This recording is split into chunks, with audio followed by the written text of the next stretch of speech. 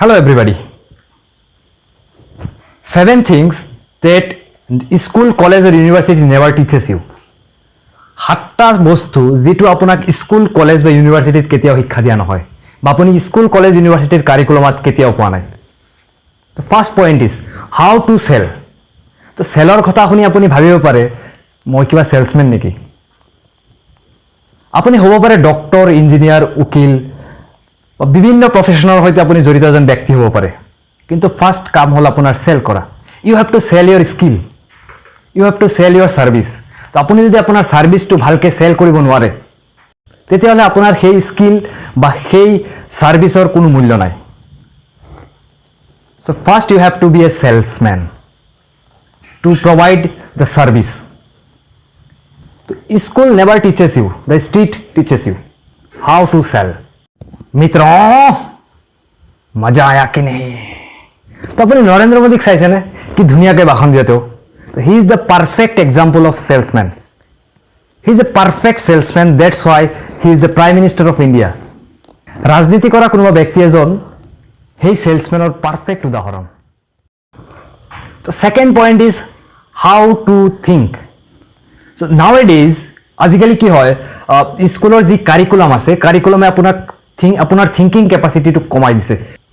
आजिकालिर कारिकुलमे आपनाक केवल रोबोटहे बनाई आछे। আপোনাৰ थिंकिंग जिखन कैपासिटी आछे আপোনাৰ थिंकिंग कैपासिटी आजिकालिर कारिकुलमे कमाई दि आछे। So you cannot think well.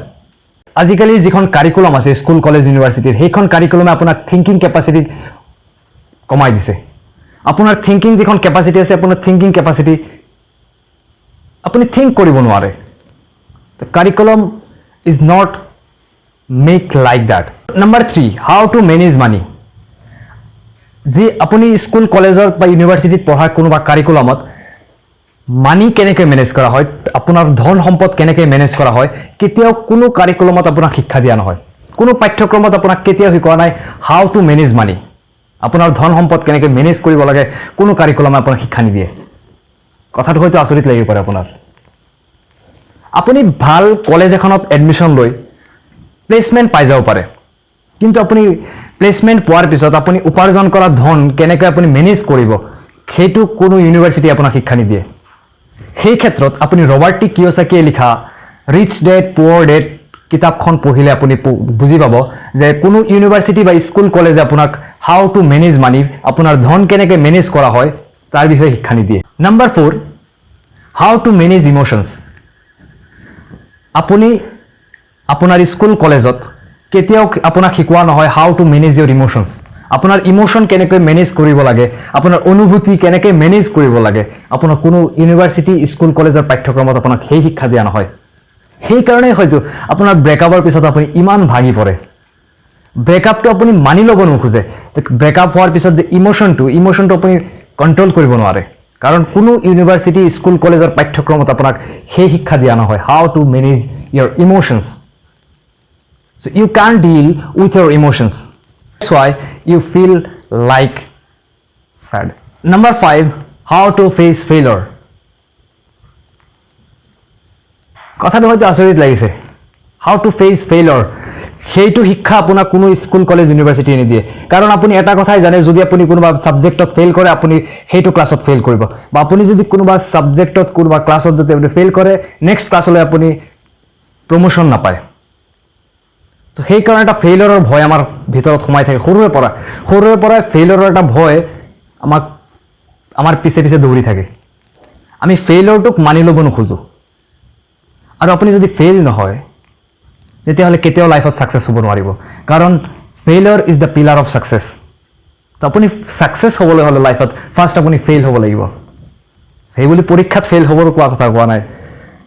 আপুনি লাইফত চেষ্টা কৰিব লাগিব, চেষ্টা কৰি ফেইলৰ হ'ব লাগিব। ফেইলৰ হোৱাৰ পিছত আকৌ আপুনি উঠিব, আকৌ আপুনি ফেইল হ'ব, আকৌ উঠিব, আকৌ ফেইল হ'ব, তেনেকৈ আপুনি ছাকচেছৰ ফালে ধাৱমান হ'ব।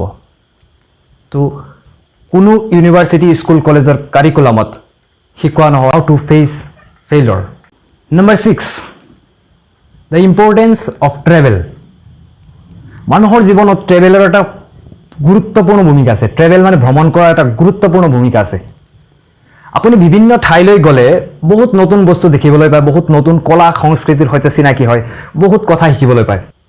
আৰু নতুন কলা সংস্কৃতি আপুনি এডাপ্ট কৰিব পাৰে নিজৰ ভিতৰত নতুন বস্তু শিকিব পাৰে সেইখিনি শিকি নিজৰ ভিতৰত এডাপ্ট কৰি নিজকে আপুনি আপগ্ৰেড কৰিব পাৰে মানুহ এজনৰ জীৱনত ভ্ৰমণৰ কিমান উপকাৰিতা আছে সেই বিষয়ে কোনো স্কুল কলেজ বা ইউনিভাৰ্চিটিৰ পাঠ্যক্ৰমত আপোনাক শিক্ষা দিয়া নহয় last but not the least importance of quality relations আপুনি আপোনাৰ ৰিলেশ্যন কেনেকৈ মেইনটেইন কৰিব সেই বিষয়ে কোনো স্কুল কলেজ ইউনিভাৰ্চিটিৰ কাৰিকুলামে আপোনাক শিক্ষা নিদিয়ে সেইবাবে হয়তো আজিৰ সমাজত ব্ৰেকআপৰ মাত্ৰা ইমান গুণে বৃদ্ধি পাইছে আপুনি ফেচবুকখন খুলিলেই দেখা পাব ব্ৰেকআপৰ ষ্টেটাছ সেইবিলাক ব্ৰেকআপৰ মূল কাৰণেই হ'ল আপুনি কোনোদিনে how to manage good relationship কেতিয়াও আপোনাক শিক্ষা দিয়া নাই কোনো স্কুল কলেজ ইউনিভাৰ্চিটিৰ পাঠ্যক্ৰমে আপোনাক ৰিলেশ্যন কেনেকৈ মেইনটেইন কৰিব লাগে তাৰ বিষয়ে শিক্ষা দিয়া নাই হ'ব পাৰে আপোনাৰ পিতৃ মাতৃৰ সৈতে যিটো ৰিলেশ্যন সেইটো ৰিলেশ্যন কেনেকৈ মেইনটেইন কৰিব লাগে বা আপোনাৰ বন্ধুৰ লগত কেনেকৈ ৰিলেশ্যন মেইনটেইন কৰিব লাগে